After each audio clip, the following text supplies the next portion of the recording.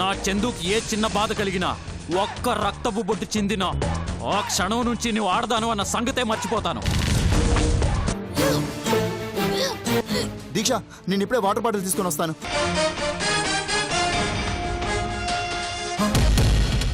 దీక్ష, వాడి దొంగేడుపులకి నువ్వు కరిగిపోయావు.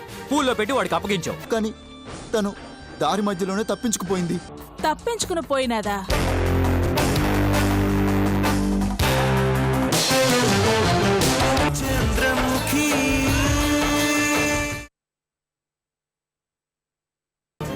అది అలా చేస్తుందని నేను అనుకోలేదత్త.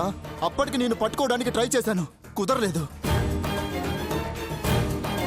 అయినా అయిపోయిన పెళ్లికి బాజాలెందుకు? ఇప్పుడు జరగాల్సింది చూడొత్తా. అవునరా, నా మేనల్లుడు పెండ్లైపోయినాది, ఆడు బిడ్డకు తండ్రి అవబోతున్నాడని నేను బాజాలు మోగిస్తాడాను. నేను ముందుగానే నీకు జాగ్రత్తలని చెప్పి పంపించినాను కదా. ఇప్పుడేమో నా కాళ్ళు చేతిలో ఆడకుండా చేసినావు. ఇక మెదడు ఎట్ట పనిచేస్తుంది? అసలు ఏందిరా దాని ధైర్యం? వదిన చెబితే బయటకొచ్చినది పారిపోయినాదంటే ఏందిరా దాని ఆలోచన? ఏం పారిపోవట్లేదే? ఏరా, నువ్వు మళ్ళీ బామ్మర్దింటికి పోయినావా? ఏం మొహం పెట్టుకుని వెళ్తాను? అదేంద్రా, మరి జరిగిందేదో ఆ కార్తిక్ గడి పెండ్లానికి తెలియద్దు?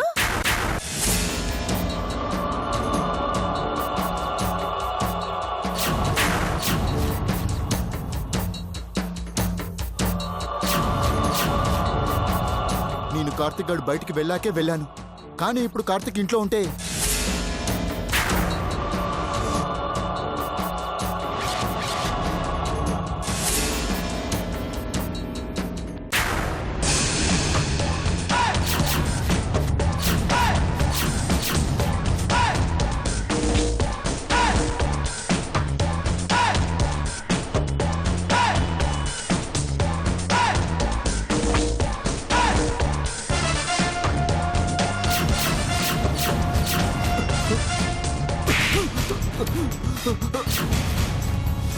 అయ్యో, అజయ్ అజయ్ అజయ్ లేరా? ఏయ్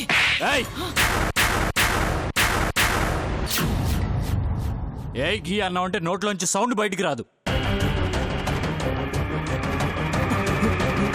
ఎంత ధైర్యం రా నీకు? నా ఇంటికొచ్చి నా చెల్లెల్ని తీసుకొస్తావా? అది పెళ్ళేదాకే నీ చెల్లెలు. ఇప్పుడు దీక్ష నా అల్లుడు పెండ్లాం. మధ్యలో నువ్వు మాట్లాడుకో. ఇంతకు ముందు ఇంటికొచ్చి సాహసం చేశావు. ఇప్పుడు నేను లేనప్పుడు దొంగలా వచ్చి దీక్షను ఎత్తుకొచ్చావు. ఎక్కడరా నా చెల్లి? నాకు తెలీదు, ఇంటికే వెళ్ళుంటుంది. ఇప్పుడు నేను ఇంటి నుంచే వస్తున్నాను. నువ్వెక్కడికి వచ్చాక అక్కడికి వెళ్ళుంటుంది బావా.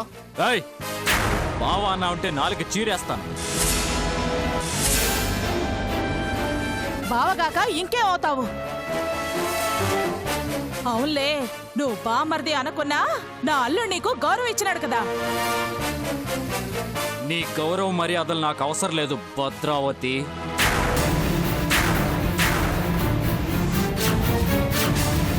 వదరా. ఎక్కడికి? ఎక్కడి నుంచి వచ్చావో అక్కడికే. దీక్ష ఇంటికి వచ్చిందని చెప్తున్నావుగా, రా చూపించు. కార్తీక్ కార్తీక్ కార్తీక్ కార్తీక్ ఆగు. ఏందప్పా, నీ గడ్డు అదుపు లేదనుకుంటాడావా?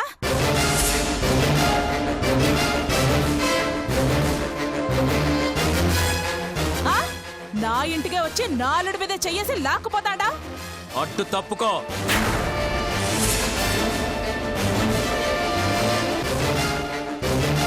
ఇలాంటి చూపులు చాలా అయ్యాయి. నీ అంతట నువ్వు అడ్డు తప్పుకోకపోతే నీ మీద చేసుకోవాల్సి ఉంటుంది. అది నువ్వు భరించలేవు. ఎంత గింజుకున్నా నువ్వు ఆడదానివే. నా అల్లుడి ఒంటి మీద ఈగ వాలిందంటే ఈ భద్ర వీరభద్ర అవుతుంది, మర్చిపోకు. నా చెల్లెలకి ఏదైనా అయిందంటే అప్పుడు తెలుస్తుంది నువ్వు వీరభద్రవో ఒట్టి భద్రవో. తప్పుకో.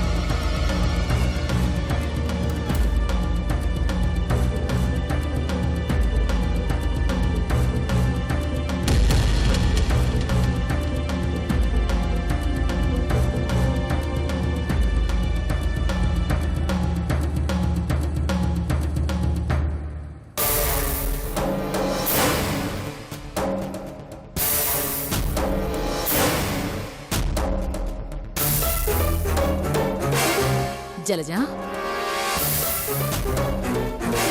ఇప్పుడు ఏమైందని అంత బాధపడుతున్నావు? ఏమీ కాలేదా? హ? ఏమీ కాలేదా? కార్తీక్ నా కోసం వచ్చాడు అనుకున్నాను. ప్రేమగా చేతులు పట్టుకుంటే విసిరి కొట్టాడు. మాట్లాడబోతే నోరు మోయించాడు. నా దగ్గర మాట్లాడిన మాటల్లో చందు గురించి తప్ప నా గురించి లేదు. చందుకి ఏమైనా జరిగితే నీ అంత చూస్తాను అన్నాడు. అలాంటి మనిషిని నేను ఎలా నమ్మాలి? ఎంతకాలం నేను కార్తీక్ కోసం ఎదురు చూడాలి మమ్మీ? ఎంతకాలం నేను కార్తీక్కి దూరంగా బతకాలి? కార్తీక్ మూర్ఖుడు. మమ్మీ, అతను నా భర్త. కార్తీక్ ని ఎవరేమన్నా నేను సహించను. ఇప్పుడు నేనేమన్నాను జలజ? అతను మొండి మనిషి, అతనికి మొండి పట్టుదల ఉంది అన్నాను. తప్ప? నీతో ఇదే చిక్కమ్మా. కార్తీక్ చేస్తున్న పనుల మీద కోపం తెచ్చుకుంటావు, ఎవరేమన్నా అంటే మీద పడిపోతావు. అంతేగాని తాపిగా ఆలోచించవు. ఏం ఆలోచించాలి? కార్తీక్ అన్న మాటలు తప్ప నేను మాట్లాడిన మాటలు నీకు గుర్తుండవా? ఎప్పటికైనా నువ్వు ఈ ఇంటికి రావాలి, వస్తావ్ అని ఛాలెంజ్ చేశాను వాడితో. అది మర్చిపోయావా? అది జరగదని కార్తీక్ కూడా అన్నాడు. నువ్వు చిన్నపిల్లవి, నీలాంటి వారు ఆవేశపడతారు తప్ప ఆలోచించరు. ఇప్పుడు నీకు కార్తీక్కి మధ్య ఒక అడ్డు తొలగిపోయింది. అది నువ్వు గుర్తించడం లేదు, సంతోషపడ్డం లేదు. అంటే చందుని కిడ్నాప్ చేయించింది నువ్వేనా? అడ్డు తొలగిపోయింది అంటే చందు ఈ లోకంలో లేదా? అన్ని పనులు మనమే చేయాల్సిన అవసరం లేదు జలజ. మనకి కాలం కలిసొచ్చినప్పుడు కాగల కార్యం గంధర్వులే తీరుస్తారు అంటారు. గంధర్వులు ఇలాంటి పనులు చెయ్యరు. గంధర్వులో రాక్షసులో ఎవరైతే ఏంటి, దాన్ని తీసుకుపోయారు. ఈ రోజు రేపో అది తుప్పల్లోనో దొరుకుతుంది. ఇప్పటికే కార్తీక్ పిచ్చి పట్టినట్టు తిరుగుతున్నాడు. దాని శవాన్ని చూశాక అప్పుడు పడుతుంది వాడికి అస్సలు పిచ్చి. మమ్మీ, చివరికి పిచ్చి పట్టిన కార్తీక్ ని నాకు కానుకగా ఇస్తావన్నమాట. అమాయకంగా మాట్లాడుకు జలజ. పిచ్చి పడుతుంది అంటే చందుని చూసుకొని కుళ్ళి కుళ్ళి ఏడుస్తాడు అని. అది పోయాక మిగిలిందెవరు? నువ్వు మాత్రమే.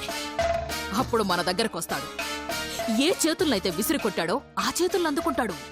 ఏ నోటిని మాట్లాడకుండా చేశాడో అదే నోటితో జలజ నన్ను క్షమించు అనంటాడు.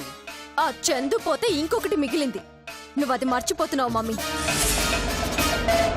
ఆ రుద్రవరం పిల్ల గురించి నువ్వెందుకు సీరియస్ గా తీసుకుంటున్నావు? దాని సంగతి ఆ విరాట్ చూసుకుంటాడు.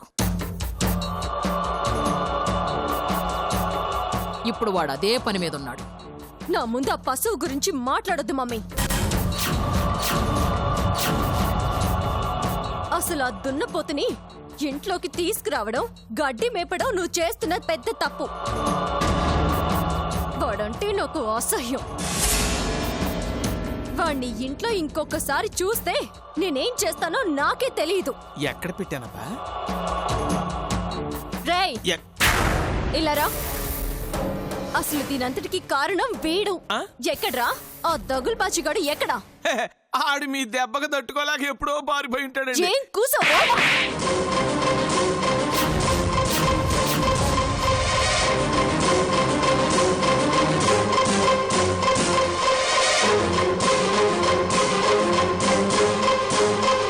నన్ను కొడుతుంటే ఆనందంగా చూస్తారేంటండి?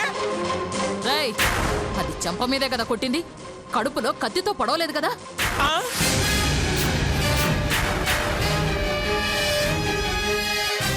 కొంతమంది హద్దులు మీరుతున్నారా. విరాట్ గాడిని పిలిచింది జలజ అన్నట్టు దున్నపోతులా ఇంట్లో పడేసి మేపడానికి కాదు. పోరా, వెళ్ళి వాణ్ణి వెతికి తీసుకురా.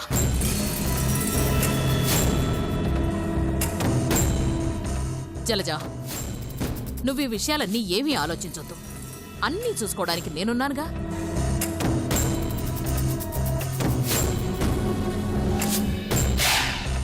జలజ, వెళ్ళి రెస్ట్ తీసుకో. వెళ్ళు.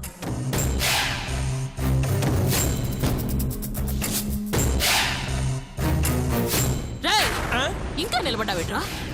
నేను కొట్టాలా? నిలబడితే కూడా కొడతారా? రేయ్! చెత్త వెదవా.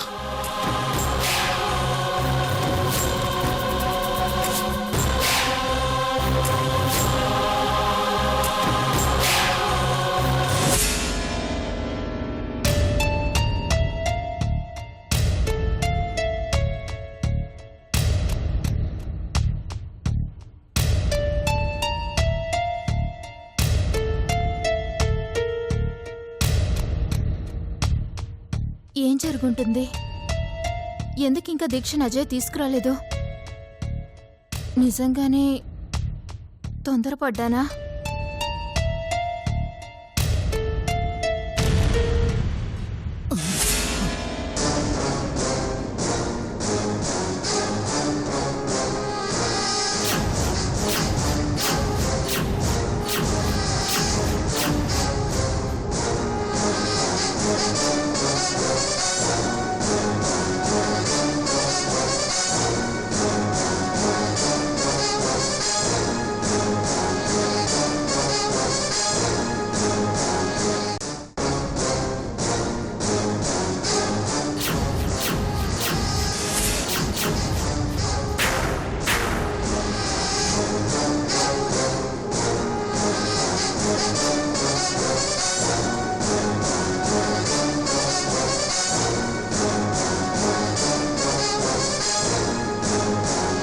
దీక్ష ఇంటికి వచ్చిందా?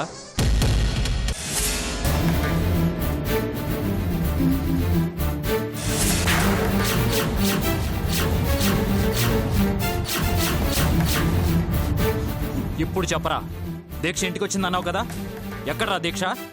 అదే నాకు అర్థం కావడం లేదు. ఇప్పుడు నిన్ను పోలీస్ స్టేషన్కి తీసుకెళ్తాను. వాళ్ళు నిన్ను లాకప్లో పడేసి అడ్డంగా వేలాడదీసి లాఠీతో 4 తగిలిస్తే నీ తల్లో జేజం వచ్చి చెప్తుంది అని అనుకుంటున్నావు కదూ? నీకు పోలీసులు అవసరం లేదురా. బతికొండగా నరకం ఎలా చూపించాలో నాకు బాగా తెలుసు. బావా, రాయ్, ఆ మాట అన్నావంటే ఇక్కడే రక్తం కక్కుంచేస్తావు. నీకు చెప్పిందేంటి, నువ్వు చేసిందేంటి?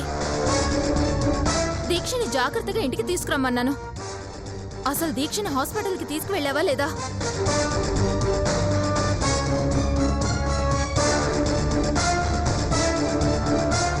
ఆయన్ని చూస్తావేంటి? ఏ హాస్పిటల్కి తీసుకువెళ్ళావో అదేనే చెప్పు. లేకపోతే ఏం జరుగుతుందో నీకు బాగా తెలుసు. దీక్ష హాస్పిటల్ వరకు నాతో రాలేదు సిస్టర్.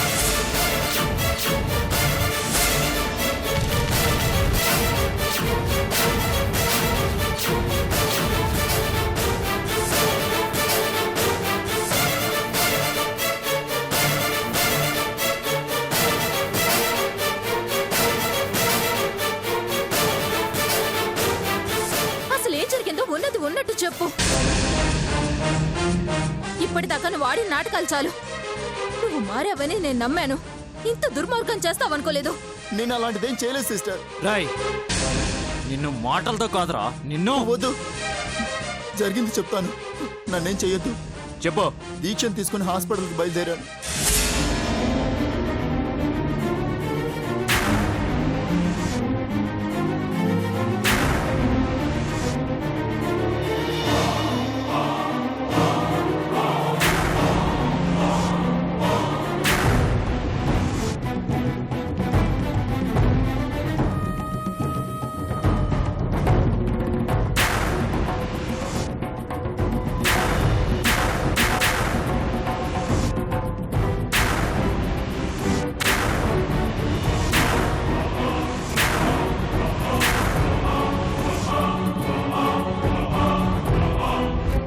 ఆ తర్వాత చుట్టుపక్కల వెతికాను. దీక్ష ఎక్కడ కనిపించలేదు. అప్పుడు నువ్వు చేయాల్సిందేంటి? ఎవరైతే దీక్ష నీతో పంపించారో వాళ్ళకొచ్చి చెప్పాలి కదా. నా మీద నమ్మకంతో సిస్టర్ దీక్షను హాస్పిటల్కి పంపించారు. తను లేకుండా ఎలా వస్తానండి? మరి ఈ విషయం ఇంటి దగ్గర నాతో ఎందుకు చెప్పలేదురా? ఏం చేయాలో తోచక మా అత్త సలహా తీసుకోవడానికి వెళ్ళాను. ఇంతలో మీరొచ్చారు. నా నుండి తప్పించుకొని దీక్ష ఇక్కడికే వచ్చుంటుందనుకున్నాను.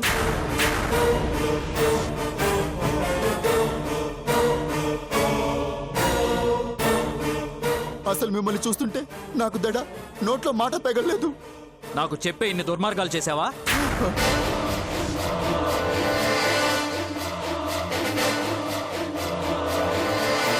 నిన్ను నేను నమ్మను. నీ ఫోన్ స్విచ్ ఆఫ్ చేసావు. దీక్ష ఫోన్ పనిచేయట్లేదు.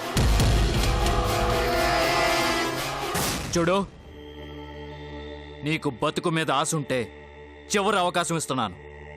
చెప్పు, దీక్షను ఎక్కడ దాచారు? నాకు బతుకు మీద ఆశ లేదు. నన్ను ఇప్పుడే చంపేయండి బావా.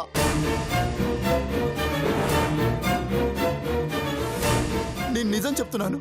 దీక్ష గర్భవతి అని తెలిసి నేను ఆనందంగా వచ్చాను. ఒక్కసారి చూసుకుందాం అనుకున్నాను. కావాలంటే సిస్టర్ని అడగండి బావా. నేను హాస్పిటల్కి తీసుకెళ్ళాలని చెప్తే తానే కోప్పడి నాతో దీక్షను పంపించింది.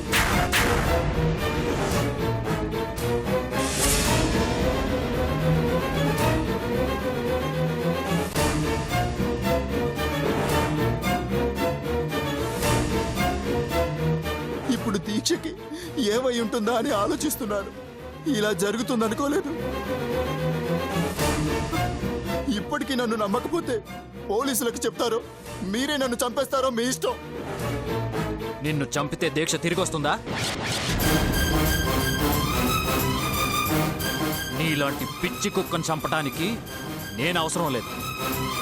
వేరే వాళ్ళు ఉంటారు. నీకు 24 గంటలు టైం ఇస్తున్నాను. ఏం చేస్తావో నాకు తెలియదు. దీక్షని ఇంటి నుండి ఎలా తీసుకెళ్ళావో అలాగే మళ్ళీ తీసుకురావాలి. లేదంటే ఏం జరుగుతుందో ఇప్పుడు చెప్పను. వెళ్ళు. పో.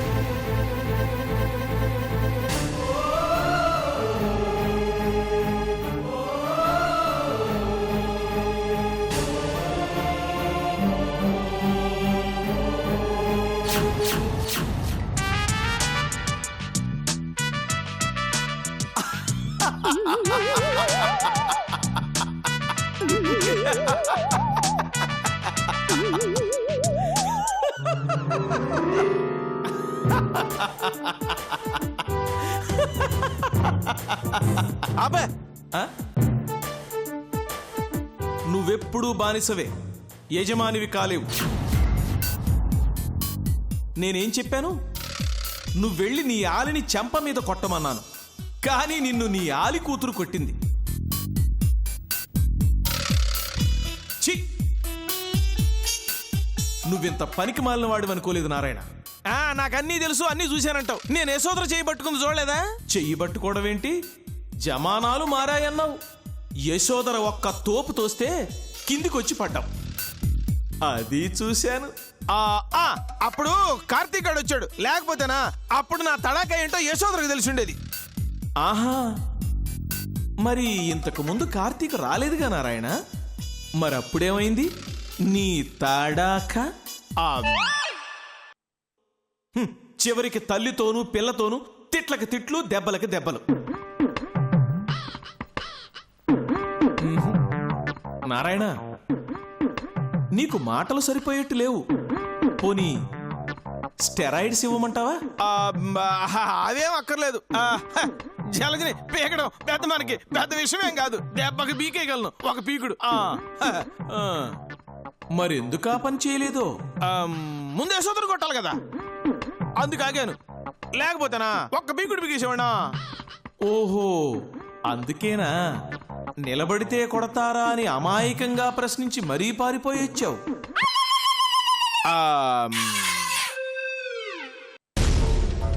ఏం జరిగిందో మనకు తెలీదు. ఇది అజయ్ వాళ్ళు చేస్తున్న పని కావచ్చు. అందుకే నేను దీక్షను వెతికే పనిలో ఉంటాను. నువ్వు అజయ్ గడికి వార్నింగ్ ఇచ్చావు కాబట్టి వాడేం చేస్తాడో చూద్దాం.